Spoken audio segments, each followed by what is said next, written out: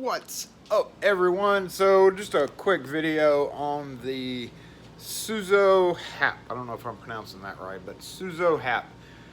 We have cut about 40-ish of those keys in the past couple of days. And when they were first brought in, they come in a double-sided key, and it says Suzo Happ on it.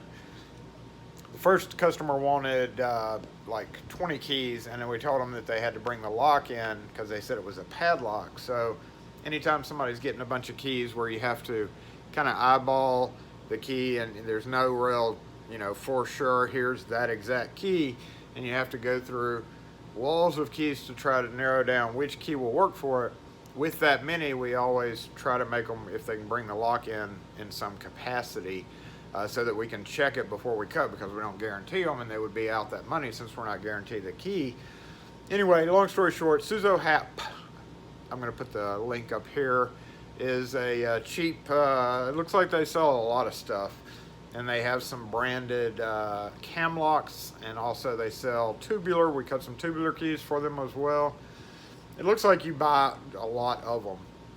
I don't know what they were used for other than a cam lock, and then I guess another type of cam lock with the tubular key. Seems to be a construction company of some kind. Anyway, long story short, there were two keys that worked. The LD2, which is a Larson key. This is the LD1 because I used all my LD2s. You can see it's opposite.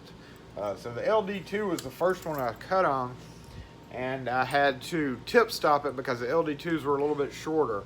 With keys like this, even though they do have a shoulder, and normally if you have this key and you're making a key, you would just shoulder gauge it.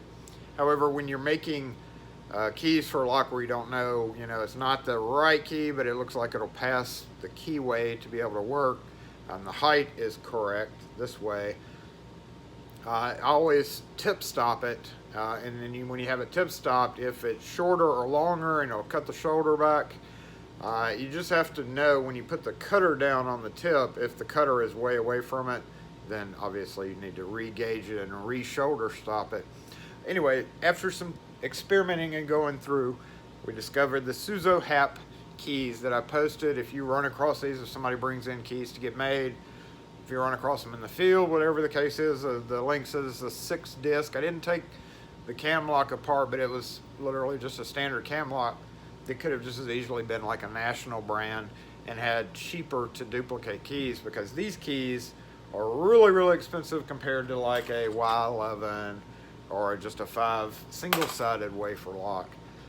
I don't know. I didn't try picking it or anything because all I was doing was cutting keys. However, since these may come up in future, and you doing videos on stuff is a good way for Google to come up with results in case you ever need to cut the keys for a Suzo Happ cam lock. The double-sided key looks kind of like this. Once again, here's the picture so you'll know it if you run across it. It's just downloaded from their website. The cam locks are extremely cheap. They're like $3.50 each, and I'm sure they're designed that way so that people will buy bunches of them. And I didn't look to see if they had key blanks. I wouldn't order key blanks anyway because they might be metal. You never know. So you just kind of go through your double-sided keys, and what we came up with was the LD2. To modify, you have to tip stop it and have to cut the shoulder back, but it does work. It has very similar grooves to this. This 1620 actually works a lot better. It can, I still tip stop it when I'm cutting it because it does nick off just a bit of the shoulder on it.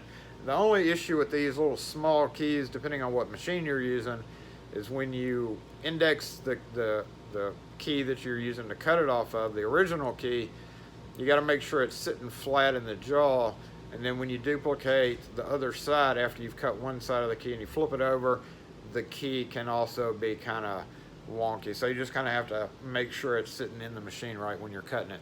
But if you ever run across any Suzo Happ keys that you need made, it's the 1620. Just so you know, the more you know. Thanks for watching. Questions or comments, post them in the comment section. We'll catch y'all next video.